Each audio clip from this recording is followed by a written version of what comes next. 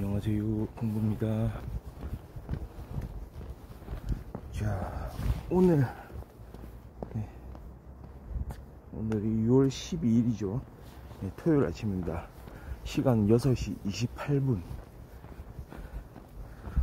조금 평소보다는 한 5분 정도 좀 늦게 나온 것 같네요. 지금 계속해서 6월 들어서 한 20분대, 6시 20분대에 이렇게 방송을 시작하고 있는데, 조금 겨울 기간이다, 동절기라서 조금은 이렇게 방송 시작이 늦어지는구나, 조금 양해를 좀 해주시고, 다만 핑계입니다. 다만 이것도 핑계이긴 합니다. 일찍 나오려면 얼마든지 일찍 나올 수 있겠죠. 근데 막 주섬주섬 막 준비하고 지금 시간 가는지 모르고 이렇게 이제 나갈 채비를 하다가 이렇게 나오게 되다 보니 그런데요, 겨울에 영향이 조금 있긴 있습니다. 조금 한기가 느껴지고 이러면은 뭔가 몸이 좀 움직임이 약간 느려지는 그런 경향, 조금만 이해를 해주시고, 그런 경향이 사실은 한 10%, 20%, 사실은 이것도 이제 마음의 문제인데, 좀 더 일찍 나올 수 있도록 하겠습니다. 그러니까 이것도 결국은 생각이 문제거든요. 다만 요즘에는 좀 그런 게 좀 있죠. 미세먼지가 심해요. 지금 미세먼지, 초미세먼지 둘 다 지금 네이버에서 확인을 해보니까 나쁨으로 나오는데요. 이거는 또 다른 문제입니다. 요즘에는 날씨와 더불어서 미세먼지를 체크하는 분들도 많잖아요. 저도 그 중에 하나인데요. 오늘 같은 날 특히 이렇게 아침 공기가 또 특별히 또 더 그렇거든요. 아침 공기층은 안정돼 있어 가지고요, 안정됐다는 얘기는 하방, 상방, 아래로 갈수록 공기가 무거운 공기들이 있고, 위로 갈수록 가벼운 공기들. 원래는 평소 낮에는 지표면이 달구어져 가지고 아래 공기들이 데워지면은 가벼워지거든요. 그러면은 공기 순환이 일어나게 되는데, 상부와 하부의 공기들이 순환을 하게 되거든요. 그런데 이런 새벽에는 그대로 지표면도 식어 가지고 하부의 공기들이 무거워져 있는 상태예요, 이미. 그렇기 때문에 상하 서로 공기가 이렇게 섞이지가 않는 거죠. 순환이 안 되는 거죠.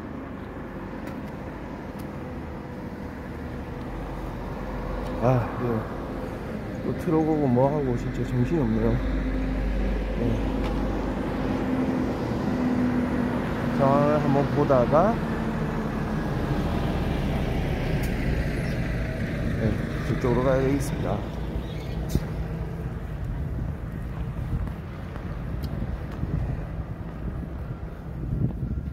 그래서 미세먼지, 초미세먼지가 많은 날에 새벽에는 특히나 공기가 안 좋을 가능성이 많죠. 바로 이렇게 하부에 이렇게 직접적으로 영향을 미치는 공기들이 순환이 되지 않는 채 그대로 그 자리에 머물러 있으면 직접적으로 사람들한테 이제 피해를 주거든요. 그래서 지금 나와 있는 사람이 없는 것 같기도 합니다. 제가 걷고 있는 이 라인에 차량들 이동 말고는 지금 사람을 지금 마주친 적이 없습니다.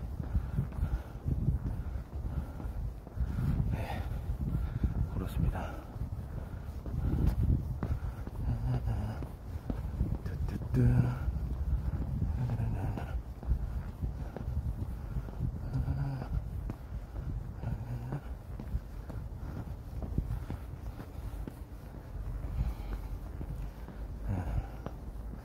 제가 평소에 좀 관심을 갖는 분야가요,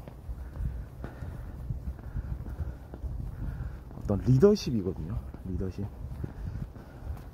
리더십이란 주제를 가지고 평소에도 이야기를 많이 했는데요, 제 지난 방송들 다시 보기를 좀 보시면 리더십 관련해서 이야기한 게 좀 몇 개 있을 겁니다, 지금까지. 자, 148일차 이렇게 방송을 지내오는 가운데 여러 가지를 다루긴 했지만, 특히 리더십도 하나의 주요한 주제로서 많이 다루었는데요, 오늘 또 그 관련해서 이야기를 좀 하고 싶어서요.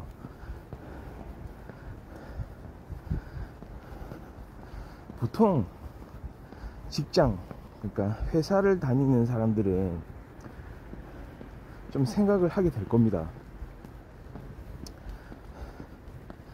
회사가 그래도 통상적으로 그래도 어느 정도 조금 규모를 갖춘 회사 같은 경우에는, 그러니까 직원들이 예를 들어서 한 수십 명 이상, 뭐 또는 수백 명 이상 이렇게 되는 회사들 같은 경우에는 그래도 나름의 체계는 있죠. 체계가 있으면서 부서라는 게 이제 설정이 되잖아요. 회사가 있으면 거기에 이제 대표 또는 뭐 기관장 이런 사람들이 있고요.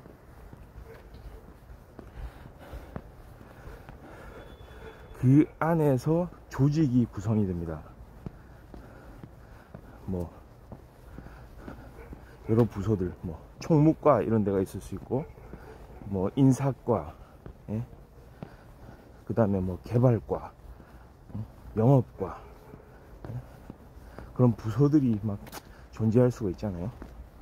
그러니까 어떤 식으로 구성하든지 하여튼간에 어떤 체계를 갖출 거예요. 그러면 통상적으로 어떻게 이루어지냐면, 거기에는 부서장이 있고, 무슨 기획과, 기획실, 기획부서, 좋네요. 기획부서를 예를 드는 게 좋겠네요. 기획부서가 있을 것이고요, 거기에는 기획부서장이 있을 거예요. 그리고 그 부서원들이 있겠죠. 한 명 이상 있겠죠. 또 따로 뭐 부서장 밑으로 좀 팀장이 있을 수도 있고요. 그 부서 자체가 또 세부 조직으로 나뉠 수가 있잖아요. 기획부서가 있으면은 무슨 뭐 그 안에서 뭔가 개발하는 역할을 하는 기획개발과가 뭐 있을 수가 있고, 그러니까 기획부가 있으면 기획개발과, 그 다음에 뭐 기획평가과, 뭐 무슨 기획조사과 뭐 이런 게 있을 수가 있잖아요. 그런 식으로 구성될 수도 있고요. 하여튼 간에 어떤 구심점 역할을 하는 관리자가 이제 존재하게 된다는 거죠. 어느 정도 규모를 갖춘 조직은 이렇게 관리자를 통해서 이렇게 구성이 되게 되어 있습니다. 근데 문제는 간혹 그런 관리자들이 낙하산식으로 그 자리에 들어오는 경우들이 있다는 거죠. 이런 경험들을 많이 또 해봤을 거예요. 사람들이 어떤 부서에 있으면서 낙하산식으로 부서장이 들어오는 겁니다. 그 부서장이 예전에 하던 일은 어떤 건지는 부서원들은 잘 몰라요. 그러니까 그게 뭐냐면, 그 부서장이 그러니까 조사를 통해서 이 사람이 어떤 일을 지금까지 해왔나 알 수는 있는데, 그 일 자체가 사실은 그 기존에 이제 부서원들이 하던 일하고는 거리가 있는 일이기 때문에, 분야 자체가 다르기 때문에 그 일이 뭔지 모른다는 거죠.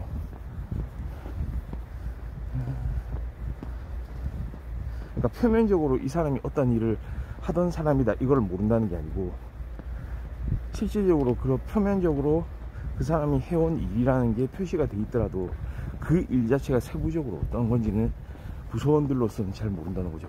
그냥 뚝 떨어지는 거예요, 낙하산으로. 그러면 여기서 어떤 일이 발생하냐면, 자질 없는 사람이 이제 들어오는 경우들이 많습니다. 그 자질이라는 건 두 가지인데요, 제가 봤을 때 두 가지입니다. 첫 번째, 그 해당 부서의 업무에 대한 역할, 해당 부서에서 하는 일에 대한 어떤 이해도, 그 다음에 추진력, 이런 부분이거든요. 그러니까 완전히 동떨어진 일을 하다가 단지 그냥 그 자리에 발령이 나는 거예요. 그 이유는 다양합니다. 뭐 그냥 꽂아주는 이유는 다양하겠죠. 만약에 그래도 그 해당 업무에 대해서 이해도가 있고, 그거를 이렇게 일을 하는 과정 중에 잘 처리할 수 있는 능력을 좀 확보를 해가지고 그래도 잘 운영해 나간다면 그나마 다행인데요, 그 정도는 노력을 통해서 또 할 수 있는 일이기도 하고요. 사실은 실제로 실무는 또 그 부서원들이 할 수 있기 때문에 어떤 방향성 설정이라든지 어떤 부서 내의 조율, 그 다음 부서 간의 조율, 뭐 이런 거에 신경을 쓰면 돼요. 근데 문제는 방금 먼저 이제 부서 내의 조율, 부서 간의 조율 이런 얘기를 했는데요, 사실은 그 해당 업무에 대한 어떤 능력보다 더 중요한 거, 그러니까 자질 두 번째입니다. 두 번째는 관리자로서의 능력이에요. 부서장으로서의 능력. 이거는 부서장이라면, 특히 관리자라면 공통적으로 갖추어야 되는 능력이거든요. 이게 바로 리더십으로도 통하는 내용입니다. 리더십이라고도 할 수 있는 내용이에요. 저는 지금까지 참 많은 부서들을 경험을 했어요. 저도 회사에서 일을 하고 이런 적들이 많기 때문에 그런 부서장들을 경험을 했는데요, 이런 자질을 못 갖춘 사람들이 좀 있습니다. 딱 봐도 못 갖춘 사람들이 있어요.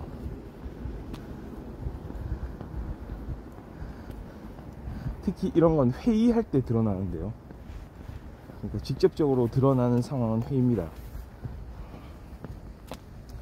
그런 경우들이 있어요. 기본적으로 부서 운영 자체가 어떤 부서들마다의 특별히 해야 되는 그런 임무가 있을 것이고, 그 임무가 보여지는 측면, 성과로 드러나는 측면들이 중요하겠죠. 실제로 일을 해야 되고 그 일 자체가 또 의미가 있어야 된다는 얘기예요. 그러니까 제대로 일을 할 줄 아는 사람은 두 가지를 또 챙겨야 되거든요. 일 자체를 하고 그 일이 의미 있다는 것을 알리고. 근데 간혹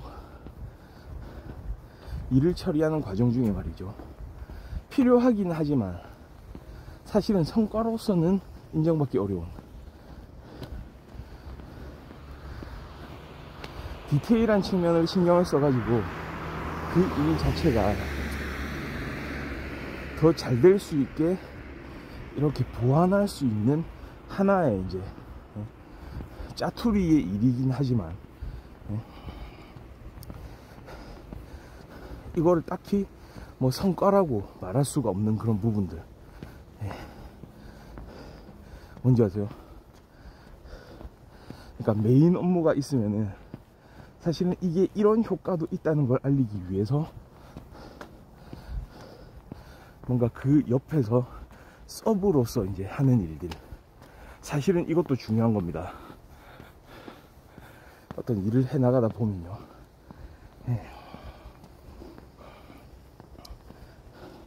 실제로 어떤 사업을 하는 거, 사업의 성과를 내는 것도 중요하지만, 예를 들어서 그 사업을 위해서 협력하는 거,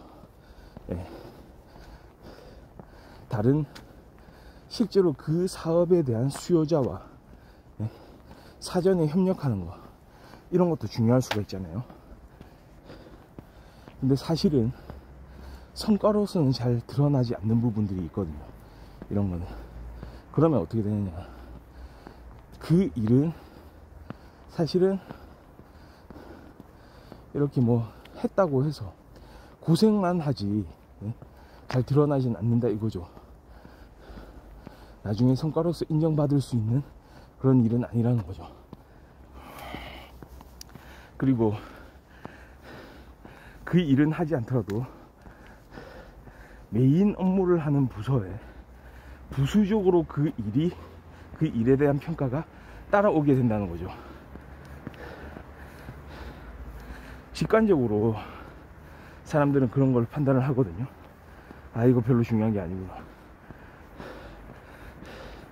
그냥 하면은 번거로운 일들만 맡아야 되겠구나. 그러면 결국은 업무 분장을 위해서 부서장을 포함해서 그 일을 담당하는 실무 부서원과 그런 다른 부서 메인 업무를 담당하는 부서장, 그 다음 부서원들하고 회의를 하게 되죠. 어느 수준으로 업무 분장을 해야 될 것인지.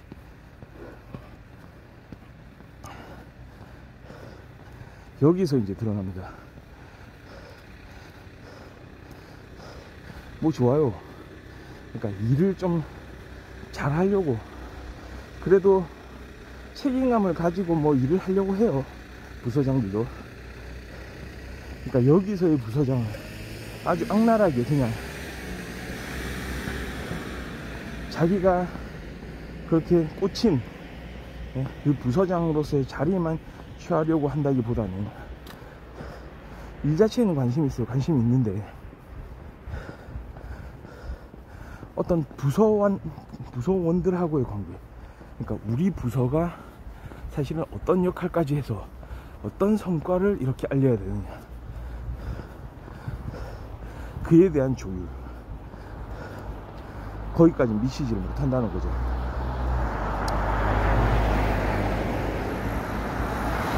그러니까 눈치받는 부서장이라면 아마도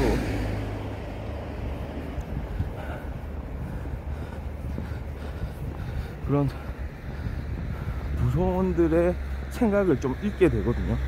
먼저 생각을 읽은 다음에 그런 방향으로 좀 일이 처리가 될 수 있도록 좀 만들어 줄 수가 있어요. 처음에는 이거를 우리가 담당하려고 했는데 사실은 부서원들이 다른 메인 업무에 매진을 하고 있고, 이건 사실상 한다고 하더라도 부각되지 않고 다른 부서에서 하더라도 우리 부서의 어떤 성과로서 그렇게 결과가 드러난다면 굳이 할 필요가 없거든요. 그냥 떠넘기면 되는 거예요, 그때. 그러니까 이게 참 떠넘긴다는 표현이 어떻게 보면은 좀 책임감이 없고 주인의식이 없다라고도 볼 수 있겠지만, 그 사실관계를 따질 필요가 있어요. 그러니까 사실은 그런 거죠. 정작 우리가 주인의식을 가지고 이런 일을 하면은 사실은 회사 전체적으로는 이익이 된다, 이런 인식을 가지면은 그 일을 할 수도 있겠죠. 근데 그게 아니라면은, 그게 아니다, 거꾸로 이 일을 저쪽 부서, 우리 상대방 부서에서 하는 게 더 원칙에도 맞고 회사 운영에 있어서 더 도움이 된다, 실질적으로 그렇게 하는 게 제대로 일을 처리하는 결과를 낳게 될 것이다. 성과에도 영향을 미칠 것이다. 이런 판단이 되면은 계속되는 설득을 통해서 그 일을 분장하는 게 맞거든요. 근데 그렇게 못하는 부서장들을 많이 봤어요. 그러니까 결국은 어떻게 되느냐, 4명에서 예를 들어서 참가해서 회의를 한다고 생각을 해보자고요. 그러면 A 부서가 있고 B 부서가 있어요. 사실은 메인 주된 업무를 하고 있는 부서는 A 부서예요. 저 같은 경우는 B 부서입니다. 그러니까 B 부서에서 대외 협력을 담당한다고 생각을 해보죠. A 부서에서는 이 회사의 사업을 하고 있고 B 부서에서는 그 사업과 관계된 대외 협력을 하고 있어요.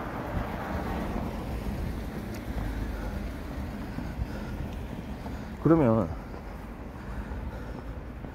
그런 대외 협력을 하는 부서에서 사실은 많은 일들을 해주기를 A 부서는 기대를 하거든요.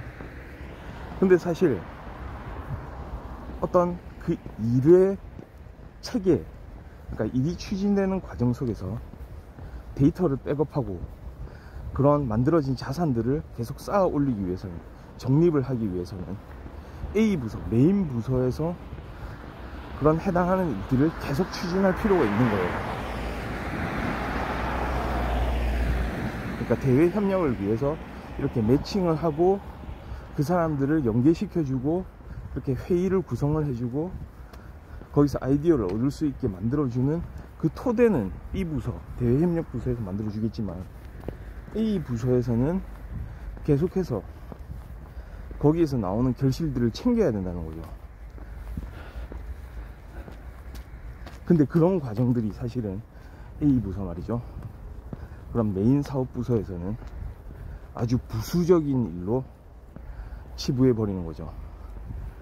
그거 어차피 우리가 안 해도 된다.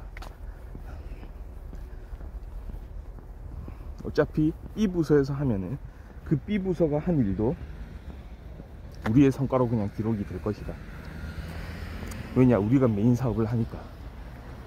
그거의 하나의 나무 격가지식으로 그런 일을 하게 될 것이다. 그런데 알고 보면은 그 일이 그렇게 막 그냥 아무것도 아닌 일은 아니거든요. 고려해야 될 부분들이 그래도 많은 그런 일들이 있게 되는 거거든요. 그 대외 협력이라는 그런 일을 하면서요.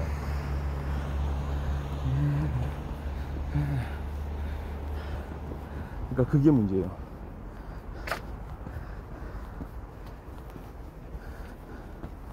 저 같은 경우는 만약에 설득을 하겠죠.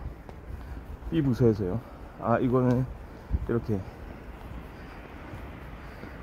일을 잘 되게 하기 위해서 A 부서에서 이것까지도 해야 하는 게 맞다.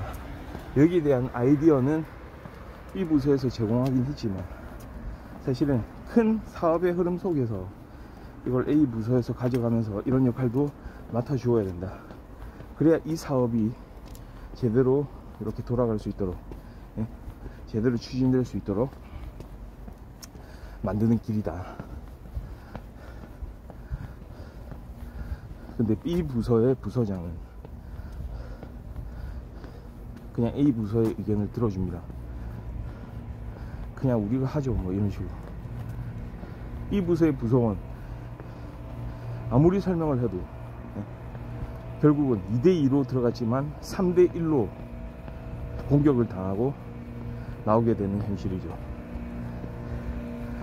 이때 B 부서장은, 이 기획부서의 부서장은 어떤 역할이 부족한 걸까요? 뭐 하려고 하는 뭐 의도는 좋아요. 하면 돼요. 근데 이 B 부서는 결국은 어떻게 생각하냐, 이 사람은 실무를 해보지를 않았기 때문에 그냥 자기가 내키는 대로 그냥 판단해 버린다. 어차피 자기가 일은 안 할 거기 때문에 자기가 속해 있는 그 부서의 부서원들에 대한 생각은 하지도 않는다. 그러니까 센스도 없고 눈치도 없고 일을 만들어가는 방법에 대한 그런 마인드도 없고, 그 다음에 궁극적으로는 리더십이 부족한 거고, 막말로 극단적인 경우는 말이죠. 잠깐만 저 트럭을 좀 피하고요. 아주 극단적인 경우에는 부서원들이 말입니다, 터무니없는 주장을 할 때도 사실은 부서장은 좀 들어볼 필요가 있습니다. 대신에 팩트를 가려내면서 어떤 부분에서 그런 주장이 터무니없는지 그걸 좋은 방법으로 가려내고 다시 설득을 하고, 이런 과정이 필요하거든요. 무조건 그거나 터무니없다 라고 얘기할 수도 없는 거예요, 사실은. 그 사람이 일부러 그렇게 하지 않는 이상 논리를 좀 따져나갈 필요가 있는 거거든요. 하물며 이런 상황에서 시간을 빼앗겨가며 A 부서의 업무를 B 부서가 대신해서 해주게 되는 이때 성과는 없습니다. 성과가 없을 게 뻔해요. 그런 느낌 아시죠? 그걸 맡아서 그냥 하게 되는 거죠. 그리고 최초에 했던 이야기들은 완전히 그냥 찢어버리는 거죠. 그냥 백지화 되는 겁니다.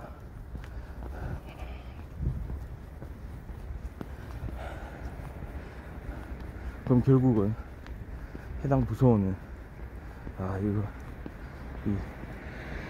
내가 속한 이 부서의 부서장하고는 앞으로 어떤 일도 하기가 어렵겠구나, 그냥 특별히 말하는, 그냥 시키는 일들만 하고 지내야 되겠구나, 이런 생각을 할 수 있다는 얘기죠. 그러니까 그 부서원의 마음을 헤아리지를 못할 뿐만 아니라 일의 정도를 느끼지를 못하는 거죠. 그냥 일만 하면 된다 라고 생각하는 걸 수도 있어요. 근데 그렇지가 않잖아요. 진짜로 기계적 조직, 그러니까 기계들이 막 일하는 것처럼 그런 일을 하는 조직이라면, 계속 단순 작업하고 뭐하고 이런 것만 하는 조직이라면 그냥 하면 되겠죠. 근데 그게 아니고 일을 할 때 미리 어떤 식으로 해야 되는지, 어떻게 조율을 할지, 그리고 이건 어떤 식으로 성과를 내야 되는지, 그런 판단을 하는 사람이 있는 조직 안에서는 그런 식으로 행동을 하면 부서장으로서의 자격은 없다고 봐도 무방합니다. 판단을 해봐야 돼요. 부서원의 의견을 경청을 하고요. 자질 없는 그런 부서장이 자기는 뭔가 마치 무슨 능력이 있는 사람인 것처럼 자리에 와서 그 자리에 누가 들어간다 해도 그 사람만큼은 일을 합니다.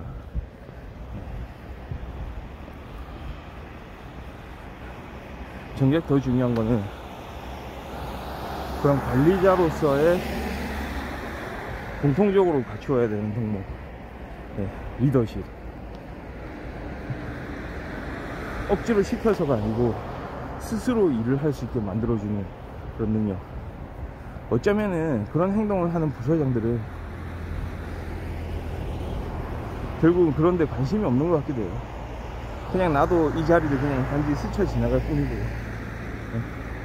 부서원들이 무슨 생각을 하는지는 관심도 없다. 아니 적어도 일을 풀어가는 과정에서 그 부서원이 어떤 생각을 가지고 이 일을 바라보고 있는지는 살펴봐야 될 거 아니에요. 전혀 없어요. 그런 사람들이 좀 팽배해 있습니다.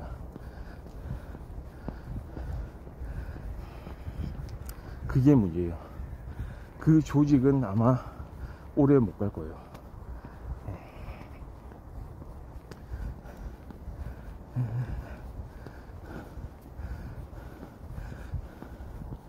그러니까 최고 책임자가 거꾸로 그 부서장보다 더 상관인 사람이 오히려 그런 부분을 이해를 하면 그 부서장은 자리를 좀 내어놓게 만들어야 돼요.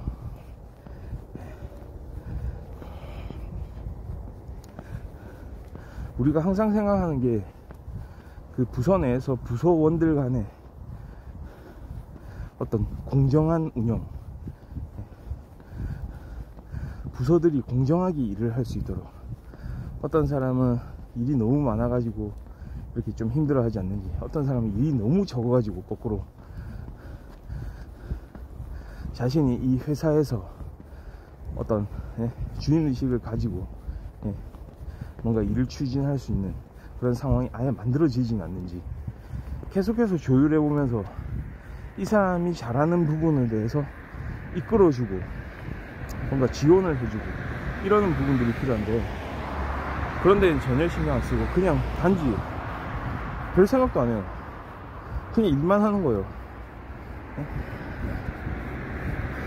그런 사람 차라리 그냥 부서원이 돼야죠. 시킨 대로 일하는 사람이 되면 되죠. 근데 그게 아니고 어떤 헤아리, 어떤 부분에서 이 지금 추진하고 있는 일에서 문제가 발생하느냐, 그리고 저 상대방 부서는 왜 그런 식으로 자꾸 얘기를 하느냐, 그리고 우리 부서원은 왜 거기에 대해서 반대 의견을 가지고 있느냐, 이런 걸 좀 헤아릴 필요가 있는데요. 그런 게 안 되는 사람들이 좀 있습니다. 좀 안타까운 현실이죠. 근데 직책은 부서장이에요. 그러니까 부서에 대한 어떤 강력한 권한은 본인이 가지고 있어요.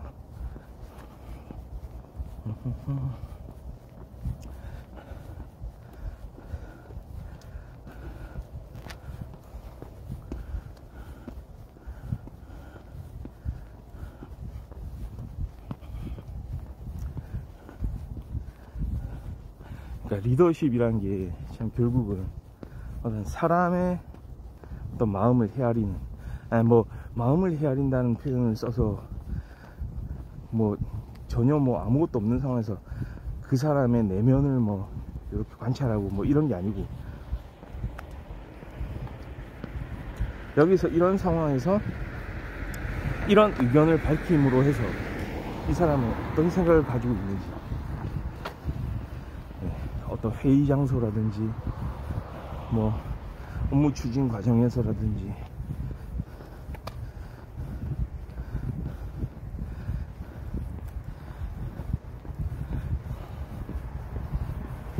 다른 고객하고 이야기를 하는 과정에서라든지 그런 일들을 할 때 처리하는 그런 하나의 과정들 속에서 좀 관심을 가지고 좀 지켜보는 그런 일들이 필요한데요.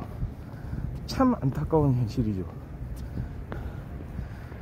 그러니까 제가 지금 얘기하는 거는 낙하산에 대해서 이야기를 하고 있습니다. 낙하산 부서장, 사실은 부서장으로서의 자질이 없는데도 불구하고, 자격이 없는데도 불구하고 그냥 꽂아진 그 자리에 꽂아진 사람들이 어떤 식으로 일을 처리를 해 나가느냐, 이런 사람들이라도 어떤 그런 조직 구성, 조직을 이끌어갈 그런 리더십, 그런 리더십을 깨닫게 되면은 또 일은 다른 방향으로 이제 할 수 있게 되는데요. 근데 이거는 좀 어떤 대수의 법칙 비슷한 것 같습니다. 제가 여태까지 만났던 사람들은 그런 게 부족한 것 같아요. 물론 이것도 제가 보는 관점이라서 어떤 데이터적인 일반화를 뭐 100% 할 수는 없을 것 같아요. 하지만 적어도 그렇게 낙하산으로 이렇게 이 자리에 온 그런 부서장들, 관리자들의 역할의 측면에서 봤을 때는 제가 본 사람들은 하나같이 그런 측면들이 강했거든요. 반면에 낙하산이 아니었던 사람들은, 자기가 그런 일을 하면서 성장했던 사람들, 조금씩 올라갔던 사람들은 거꾸로 거기에 대해서는 감안을 하죠. 예.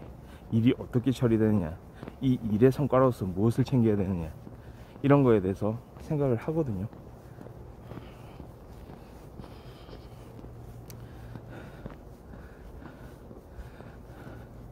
결국엔 낙하산이 문제였다는 얘기입니다.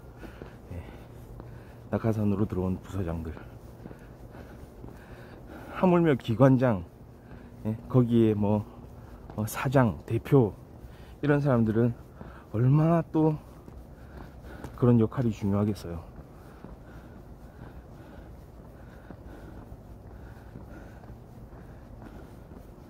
그러니까 제밥에만 관심이 있는 사람들. 여기서 제밥은 그냥 별 생각 없이 일만 하는 것도 포함됩니다. 예, 별 생각 없이 그냥 일만 하는 거. 그럼 부서원을 하면 되거든요. 부서장으로 들어갈 게 아니고 그냥 말단 직원으로 들어가면 됩니다. 그런 사람들은.